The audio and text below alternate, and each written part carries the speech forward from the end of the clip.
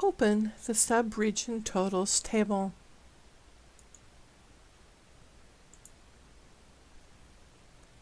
In the table, click the Add Field button to open the field's Subregion Totals view.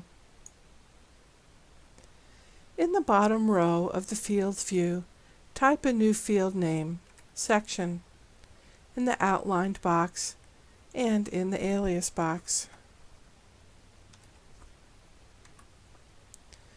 Click in the Data Type box and select the Text data type.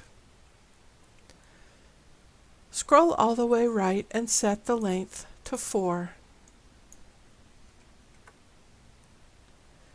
For a better view when entering data, turn off all fields except Subregion and Section. Click Fields, Changes, Save. Switch to the Subregion Totals table view.